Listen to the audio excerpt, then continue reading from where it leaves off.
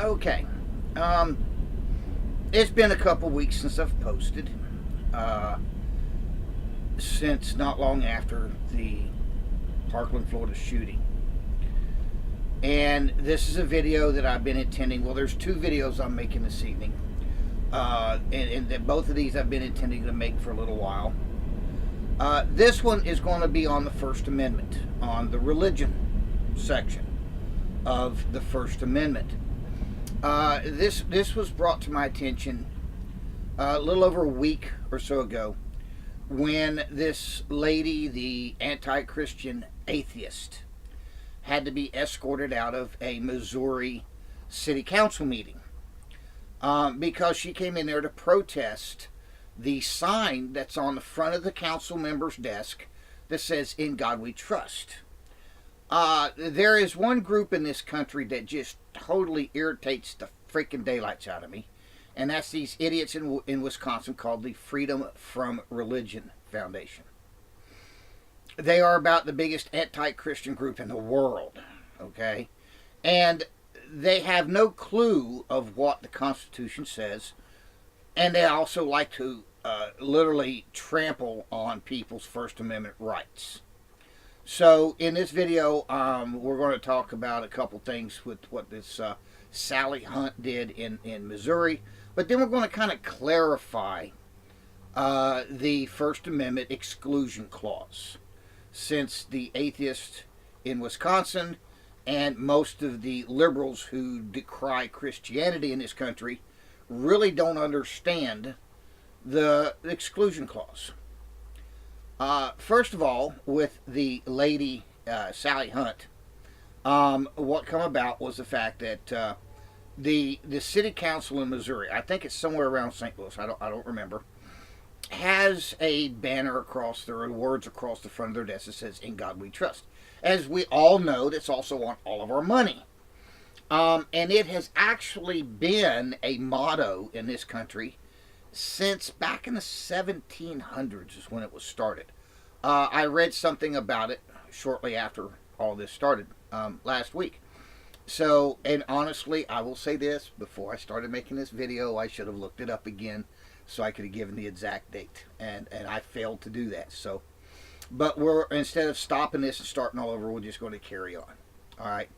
But, and I didn't know that actually. I didn't know that the motto had actually started in the 1700s. And, but it has been a motto for a long time, and it's on all of our money. But one of the things that, and she's made comment of, because I heard her on, they had her on Fox and Friends on one of the weekend editions, I think last Saturday or Sunday, and she was on there debating somebody else over this "In God We Trust" sign, and she made a comment then, and I've actually heard it before too, that there is no reference to God in the Constitution. Wrong. And I'll get to that here in a minute. I have my little pocket Constitution here with me, and I will explain that here in a minute. But so to understand this, first of all, our Constitution is basically in two parts. Okay, the first part is what we call is the actual Constitution itself. It was what's signed and ratified by our founding fathers.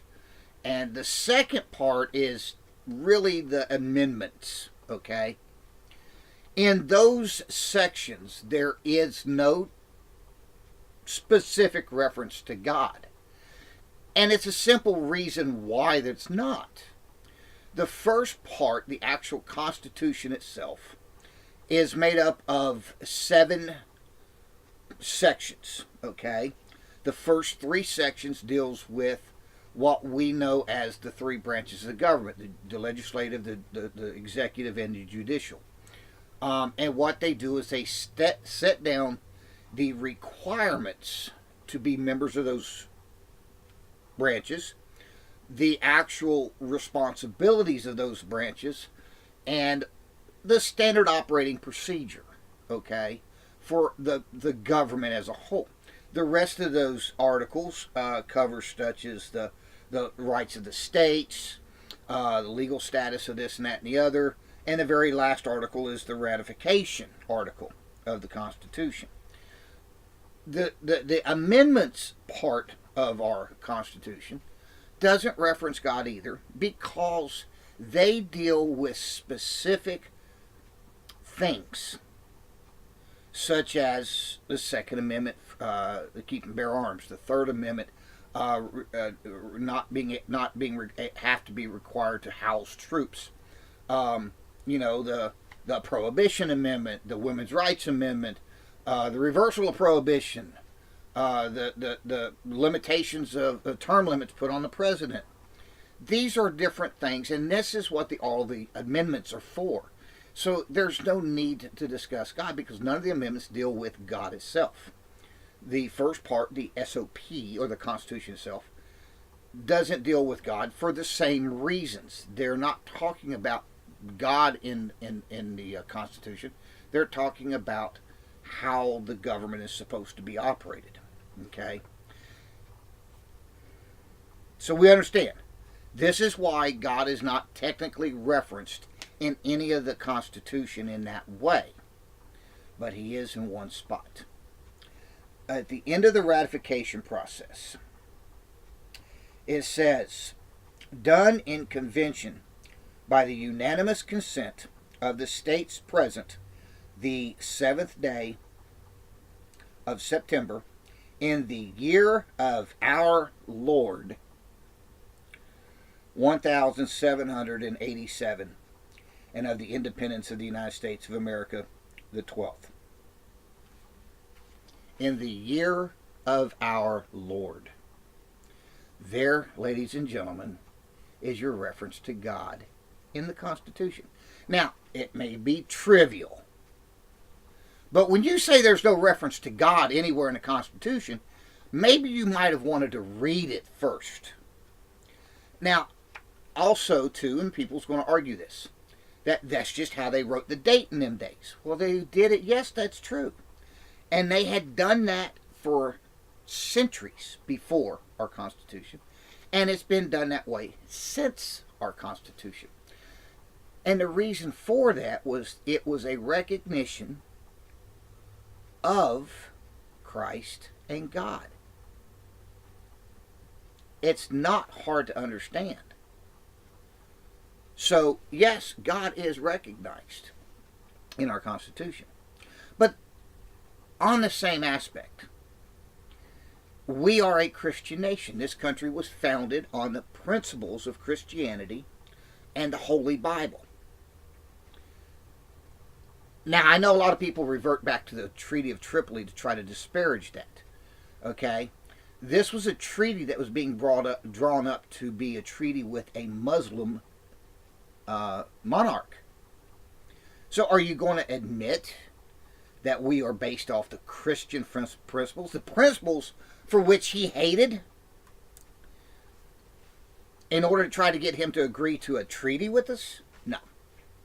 But if you read the writings of our founding fathers, all of our founding fathers were Christians. They practiced Christianity through different denominations, different churches. Okay? But the majority, as a matter of fact, everybody talks about all the signers of the Declaration, with the exception of 2, were Christians. Most of them were pastors or had some kind of a role in the church. The only 2 people they said were not Christians was Ben Franklin and Thomas Jefferson. True, they might not have been practicing Christians, but they both believed in God and a higher deity. As a matter of fact, they were called agnostics. And agnostics is because they didn't practice religion. But they wasn't anti-religion, as some people would like you to believe. Ben Franklin, in some of his, now he wrote the least about recognition of God in his writings, but he did still recognize God in some of his writings. Thomas Jefferson wrote quite a bit about God and actually referenced his belief in God in several of his writings. And they say, well, that's the Declaration. Well, if you compare the signatures, the names of the people who signed the Constitution with the signers of the Declaration of Independence, most of the signers of the Constitution were also participants in the independence. Okay, because they were the bigwigs in politics at the time. All right, so therefore that's why they're all in that.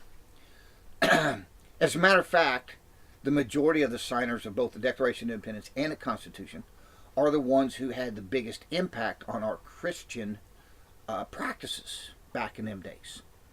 As a matter of fact, Sunday school, which we know today in today's society, we've all grown up with Sunday school, was actually started by a founding father, one of the signers of the Declaration of Independence. The Congress has a morning prayer to open every session of Congress. That was started from the very first Congress, and it was implemented by one of the signers of the Constitution. There's little tidbits like this that you could go back and learn history of and understand that our nation was founded on Christian principles. And we are a Christian nation based off the Holy Bible. All right. So, getting back to the exclusion clause, okay? Well, it's really simple. You say, what was this country founded on in the first place? It was founded on the principles of freedom of worship. Why did the Pilgrims leave England? They left England because they were persecuted for their religious beliefs. Now, England was Protestant. If you want to understand the Constitution, First Amendment, Second Amendment, Third Amendment, the Bill of Rights specifically, okay, and the reason why our Constitution is written the way it is, you have to go back and understand history. History as in the way things was being done in Europe at that time and had been done for centuries before. That's the reason why our founding fathers established our Constitution to be the way it was and established the United States of America to be different than any other country in the world, including today. All right? I'm going to get off subjects briefly. I see all this stuff. Well, look at the health care in Canada. And look, folks, if you want to go live in those countries because you like what they do, then go there. The United States was not established to be equal to these other countries or do things the way other countries do. All right? That's simple. And if you like the way that country does it better than us, leave. How hard is that? Okay? Now, back on subject. Ran over. The exclusion clause, okay? All of Europe was Catholic. With the exception of England, it was Protestant.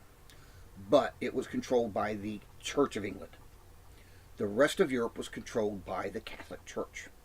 The exclusion clause in the First Amendment says Congress shall enact no law with the establishment of a religion, nor the free practice thereof. What does that mean? Oh, by the way, did you hear the word separation of church and state? Not a single word of that is in the Constitution anywhere. I've read the entire Constitution, including amendments, looking for the words separation of church and state. It does not exist.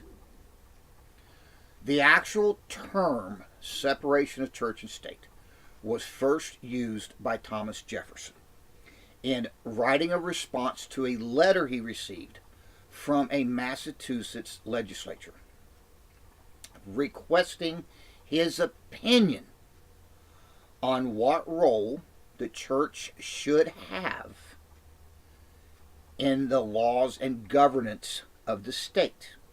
And does the state have any impact on the governance of the church? And paraphrasing, because I can't remember his exact quote, but he said that basically the church should have no influence on the government in making of laws and such, nor in how the government operates. And the government has no authority to oversee the church. Therefore, there must be a separation of church and state. What that means is interpreted. It's interpreted to mean that the United States is not to be operated the way the countries in Europe was at the time. The monarchies only made laws based off of what was dictated to them by the church. whether it was Catholicism or the Church of England. If the monarchies wanted to make a law, they consulted the church to determine whether it fit within the acceptability of the church. Okay, and if it didn't, the law was rechanged. In England, the Church of England dictated that you can only worship God this specific way. If you didn't, you were arrested, thrown in jail, persecuted for it. Okay, you were considered a heretic. The Pilgrims left England to come to the United States with the sole purpose of founding a country where they could worship God without being persecuted. They could worship Him without certain specific rules and regulations. So when the Founding Fathers wrote the Bill of Rights and put the First Amendment, freedom of speech, freedom of press, they put the freedom of religion, and they made a specific note about freedom of religion. And that freedom of religion is that Congress cannot make a law mandating a single religion, as was in Europe, because the Catholic Church and the Church of England prevented any other religions in that area. Now, I'm sure there was. I mean, look at Martin Luther and how he protested in Germany against the Church of England, or the Protestant way of doing things, and the Catholic Church. He turned against them. And it brought about a big problem. So that was what the exclusion clause says. Congress can enact no law with the establishment of a religion. That means they cannot enact a law that says the United States is strictly Christian and no other religions are allowed. Okay? Nor they can act in a law with the free practice thereof. That means Congress cannot, or states also, now states is included in this, cannot make any laws restricting the free worship. In other words, they can't tell a church, you can't worship this way because the law says you have to worship this way. Okay? They separated the church from the government so that the church and the government cannot collude in the laws of the land. Does this mean that our government cannot recognize Christianity? No.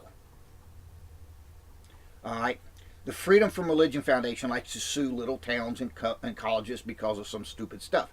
Like a few years ago, there was a Nebraska college who, their football team, went out and got cross stickers to put on their helmets as in memorial to two of their fellow players who had just recently been killed in an automobile accident.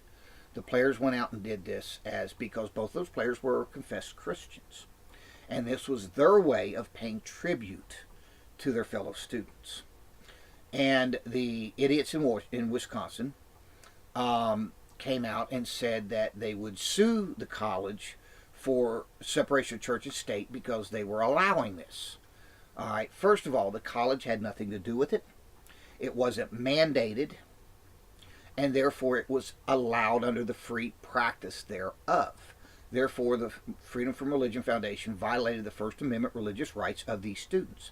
It's the same thing now where we've got all this stupid stuff going on with Christianity in this country. Like this lady with the In God We Trust. That is acceptable under the First Amendment.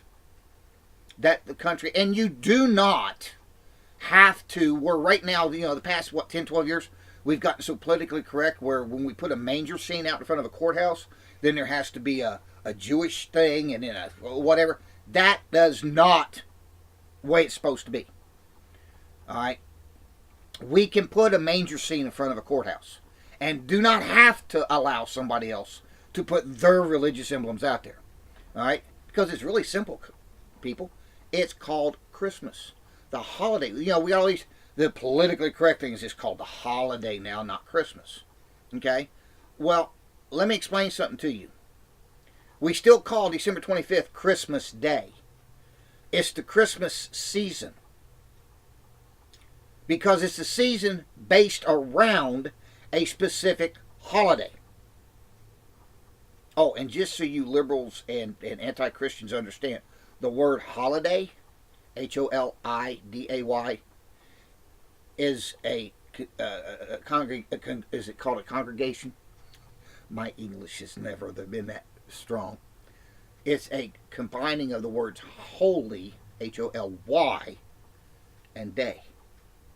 So every holiday is a reference to holy day. Okay? That's just like Easter. All right? They're called Easter eggs, not spring eggs. Spring is a season, folks. Easter is a specific day that we celebrate the resurrection of Christ. These are American traditions. We do not need to be fooling with them. If you don't like American traditions, then don't participate. If you don't like living in a country that has those traditions, see ya, go back to where you came from. How hard is that to understand?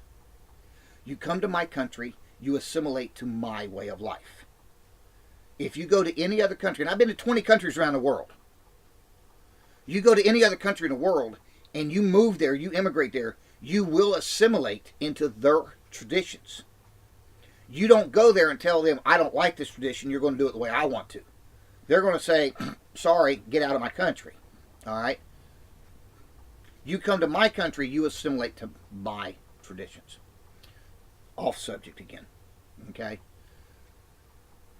But if you wish to understand the First Amendment, okay, the separation of church and state was what Thomas Jefferson was talking about in basically doing a more in-depth explanation of the First Amendment, not enacting laws, not restricting the free practice.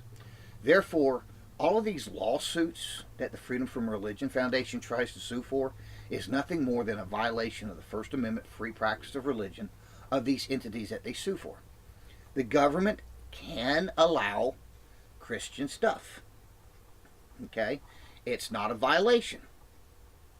As long as the government doesn't try to enact a law or tell another religion that they cannot practice their religion. There's a difference. Look at history. Why does that put in there? History solves a lot of problems when you analyze things. Okay? Do we have an understanding now? Please share this on YouTube and Facebook. Like and follow my Facebook page for updates. But most importantly, share it. Because for me to get to Congress and in the Senate, I need your support and your help. If you agree with this, tell everybody. Get them to watch it so they understand. We need to spread this across the country. And plain and simple, if the Freedom from Religion Foundation comes down to try to sue you for something stupid, tell them to go pack sand and do it anyway. I think it would be funny. I really like to see this. They threaten the people they think they know they can bully. If every organization or place that they threatened said screw you and went ahead and did what they wanted to do anyway, let them sue. Because they would have so many lawsuits on their hands. Well, eventually it'd bankrupt them. We wouldn't have to worry about it no more. Thank you for listening to my rants. But more importantly, I hope you learned something. And this is what we as Christians, but we as Americans, even if you don't consider yourself a Christian, it's still the rights of an American citizen as based off our Constitution. The Constitution is in whole and deals and is for everybody, no matter what your religious beliefs. Thank you for watching. Share me. Follow me on Facebook. Follow me on YouTube. Share me with your friends. Like my page. And tell folks